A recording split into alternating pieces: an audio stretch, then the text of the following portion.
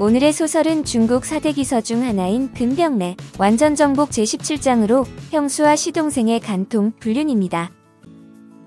어느 날 저녁 무렵에 응맥작이 서문경을 찾아와 고종사촌형인 한도국에 취직을 부탁하는데 서문경도 알고 있던 사람이라 마침 동경으로 가게 된 진경제를 대신할 사람으로 채용을 합니다. 그런 한도국에게는 남동생 한이가 있었는데 한도국의 처 왕유가가 한도국과 결혼했을 때 11살로 이만저만한 말썽꾸러기가 아니었습니다. 그런 아이를 왕유가는 친동생처럼 나무라고 다독거려가며 뒤치다꺼리를 했지만 19이 되던 해에 도박판에서 노름꾼 하나를 칼로 찌르는 불상사를 일으켰습니다. 1년간 옥살이를 하고 집에 돌아온 한이를 한도국은 꼴도 보기 싫다며 내쫓으려고 했지만 왕유가가 만류하고 시동생을 감싸서 다시 집에 들어앉혔는데 앞날을 위해 병정에 나갔다 오기를 권합니다. 한이는 처음엔 들은 척도 안 했지만 그녀의 눈물 어린 호소의 진심을 알고 병정에 나간 것인데 그런 한이가 병정을 마치고 집에 돌아온 것입니다. 한도국의 집은 우피가의 골목 안에 있는 여러 가구가 기다랗게 이어져 있는 목조 건물이었는데 옆집과는 판자 벽 하나를 사이에 두고 있어서 큰 소리를 내면 들리게 마련이었습니다.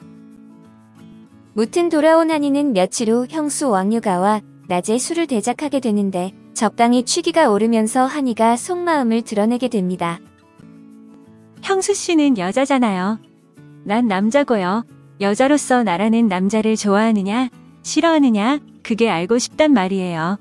난 그런 거 생각해 본 일이 없다고요. 형수가 시동생에 대해서 어떻게 그런 생각을 해볼 수가 있나요?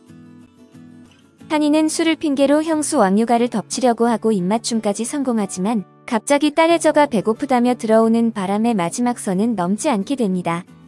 그러나 이 일을 어떻게 했으면 좋을지 알 수가 없어 심란하기 그지없었는데 그러면서도 한편에선 몸뚱어리의 어느 깊숙한 곳에서 야릇한 욕망이 꿈틀꿈틀 고개를 쳐드는 것을 어쩌지 못했습니다. 이튿날 밤새 잠을 설친 왕유가는 추적추적 내리는 빗소리를 들으며 어느 결에 잠이 들었는데 무엇이 몸에 와닿는 듯한 느낌에 잠이 깨게 됩니다. 그것은 한이었고 그는 달려들어 그녀의 가슴을 끌어안듯이 가볍게 덮쳐눌렀고 그대로 일이 진행되어 형수와 시동생이 넘지 말아야 할 불륜의 선을 넘게 됩니다.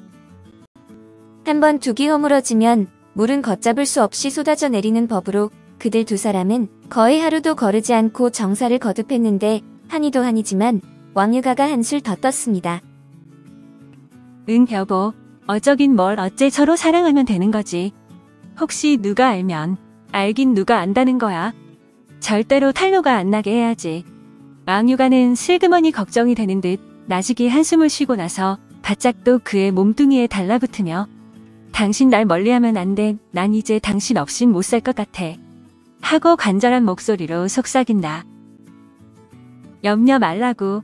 나도 당신 없인 못 살 것 같으니까. 정말이지? 정말이라고. 아이 좋아 여보. 나 한 번 더 안아줘. 그럴 수 있지? 허허허. 무척 좋아하는군. 그런데 지금까지 형하고 어떻게 살았지? 아이 몰라. 그런 소리 말고. 좋아. 한이는 야릇한 신음소리와 함께 다시 그녀를 슬그머니 끌어안는다.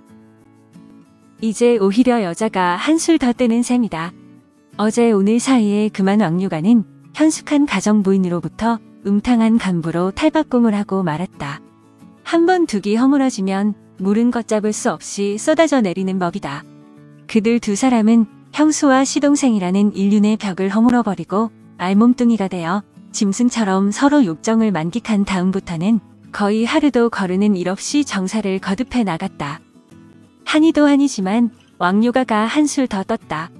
늦게 배운 도둑이 날 새는 줄 모른다는 격으로 30대 초반에 이르러서야 비로소 남자의 참맛을 알게 된 그녀는 늘 아랫도리가 근질근질한 듯 틈만 있으면 자기가 먼저 꼬리를 치며 다가가곤 했다.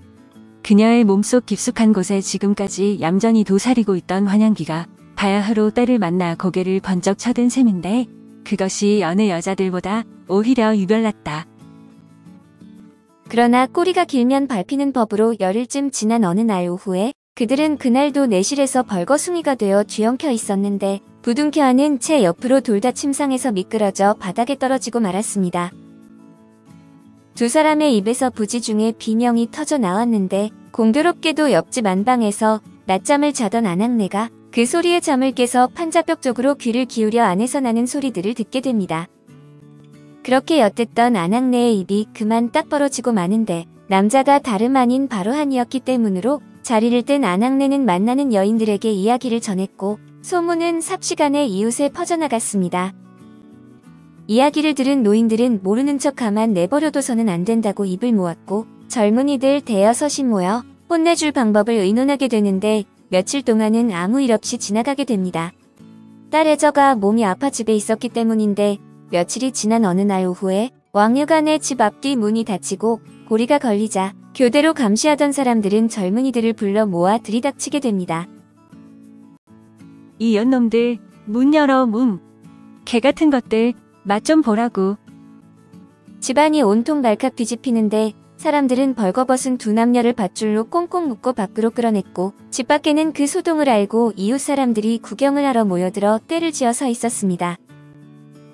그들은 형수와 시동생이라고 쓴 팻말을 남녀의 목에 걸고 이리저리 행기를 끌고 다니며 크게 유세를 시킨 다음 재형소로 가서 관원의 손에 넘겨버렸습니다. 이 일을 알게 된 한도국은 응백작을 찾아가 이야기를 하고 두 사람은 서문경을 찾아가 사정을 하게 되는데 내용 인증 마누라는 무주방면을 하고 동생만 중형에 처했으면 하는 것이었습니다. 첫 번째는 겁탈이었는지 모르지만 그 다음부터는 화관이었을 게 뻔한데도 그렇게 말하는 한도국을 보고 서문경과 응백작은 웃음밖에 나오지 않지만 일단 알았다고 하게 됩니다.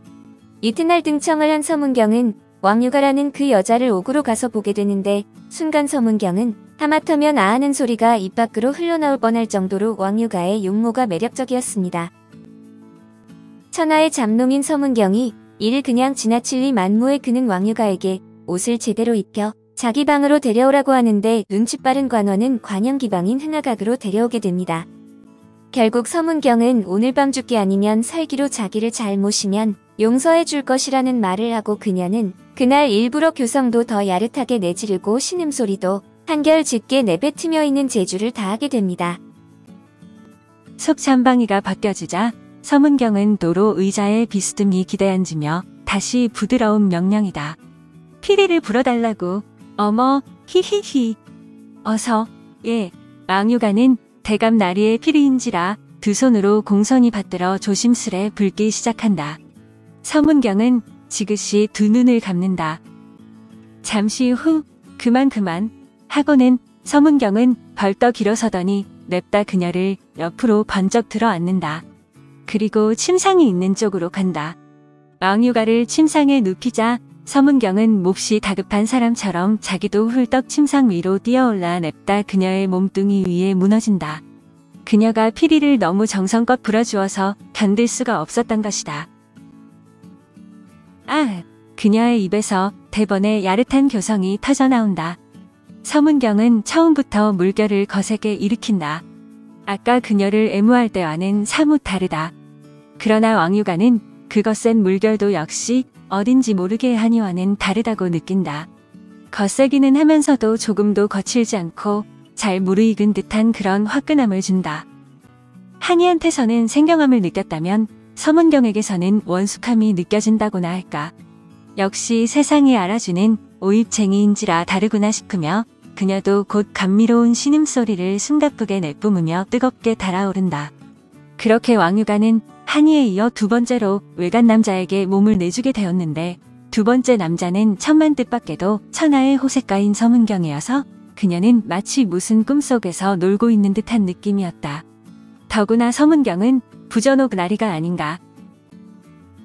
여죄수의 몸이 되어 대감 나리인 그를 모시게 되다니 기구하다면 기구하고 희한하다면 희한한 일이 아닐 수 없었다.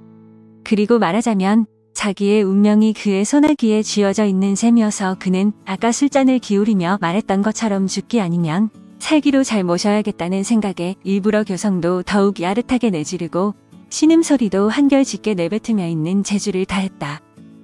서문경은 그 후 사흘을 더 왕유가를 데리고 놀다 방면을 시켜주는데 집에 돌아온 그녀는 딸 애저로부터 홀대를 받지만 한도국은 그녀를 품으며 없었던 일로 생각하는 듯 그전처럼 대해 주었습니다. 한이는 얼마 뒤에 맹주 땅으로 귀향을 가는 신세가 되고 말았고 그녀는 이웃 사람들 대하기 창피해 집 밖에 나갈 수도 없어 말하자면 집안에서 옥살이를 하는 것과 다를 바가 없게 되었답니다.